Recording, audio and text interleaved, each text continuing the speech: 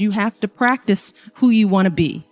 You know, you don't wake up one morning and you're suddenly who you think you want to be. You have to put some energy into it. So if you want to be an honest person, you have to be an honest person every day, even starting at 3 and 4 and 5, right?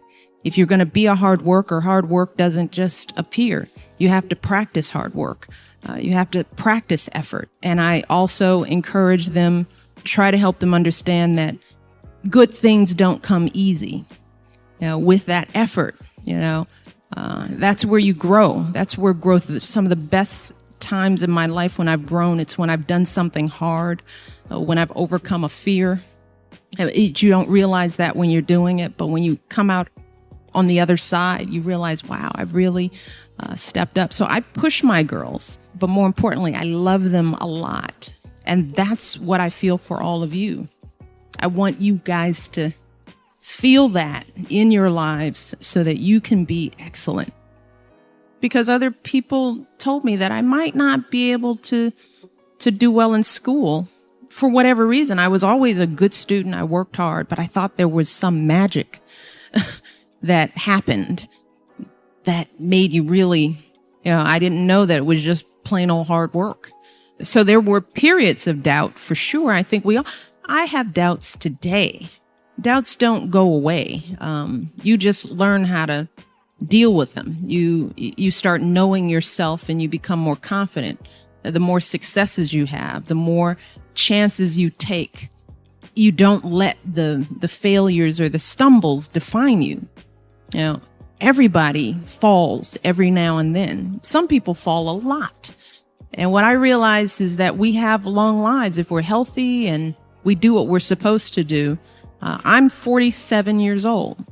So think about it. Whatever mistake I made when I was 13, who cares? So think about life as a long trajectory. But at the same time, you don't want to make huge mistakes, because when you're young, making big mistakes can last forever, right? So you want to choose wisely. But the stumbles, the lessons learned, that's part of life that makes you grow. But I came to know that. I didn't know that when I was your age. I thought every mistake was the end of the world. I'll never get into school. I'll never be, of course, we all feel that way. But just continue to work, put the effort in. And I think that has been some of what's helped me being First Lady.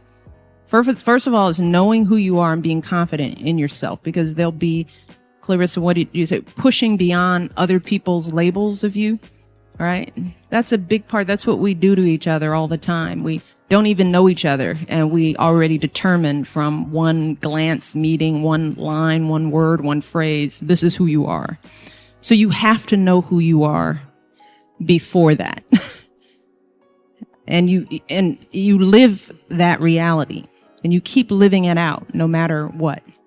And if you're have good character and good intentions, that ultimately shines through. But in the end, it's hard work. And I like to work hard, and I like to do good things. And you practice that now. And believe it or not, I didn't know it. It prepared me to be the First Lady of the United States. I didn't know. I guess I'm doing okay. But you know what? Every day we just get up and keep doing what we think is the right thing. Read, write, read. If the president were here, one of his greatest strengths is reading. That's one of the reasons why he's a good communicator, why he's such a good writer. He's a voracious reader. So we're trying to get our girls, no matter what, to love reading and to challenge themselves with what they read, not just read the gossip books, but push themselves beyond and do things that maybe they wouldn't do. So I would encourage you all to read, just keep reading. And writing is another skill. It's practice. The more you write, the better you get. Drafts. Our kids are learning. The first draft means nothing. You're going to do 7, 10 drafts. That's writing. It's not failure. It's not the teacher not liking you because it's all marked up in red. When you get to be a good writer, you mark your own stuff in red and you rewrite and you rewrite and you rewrite. That's what writing is. And if you come out with those skills and then you're confident and you can articulate and you can stand up straight and look anybody in the eye and say, this is who I am, it's a pleasure to meet you. That's one of the things we try to do with our mentoring program with young girls. My message to them is if you can walk into the White House and meet the First Lady and say, my name is, how are you, and look me in the eye, then there's nothing you can't do. That's why it's important. If you guys walked here, are sitting here in front of all these people, standing tall, asking questions, using your voice, you have to practice that. These arenas just show up again and again, and then you just get used to it. The nerves go away, and you start relaxing into your own abilities. But it's practice. When you are struggling and you start thinking about giving up, I want you to remember something that my husband and I have talked about since we first started this journey nearly a decade ago. Something that has carried us through every moment in this White House and every moment of our lives. And that is the power of hope. The belief that something better is always possible if you're willing to work for it and fight for it. It is our fundamental belief in the power of hope that has allowed us to rise above the voices of doubt and division, of anger and fear that we have faced in our own lives and in the life of this country. Our hope that if we work hard enough and believe in ourselves, then we can be whatever we dream, regardless of the limitations that others may place on us. The hope that when people see us for who we truly are, maybe, just maybe, they too will be inspired to rise to their best possible selves.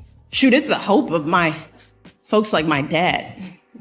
Got up every day, do his job at the city water plant. The hope that one day his kids would go to college and have opportunities he never dreamed of. That's the kind of hope that every single one of us, politicians, parents, preachers, all of us, need to be providing for our young people. Because that is what moves this country forward every single day. Our hope for the future and the hard work that hope inspires. I want our young people to know that they matter, that they belong. So don't be afraid. You hear me? Young people, don't be afraid. Be focused. Be determined. Be hopeful. Be empowered. Empower yourselves with a good education. Then get out there and use that education to build a country worthy of your boundless promise. Lead by example with hope. Never fear.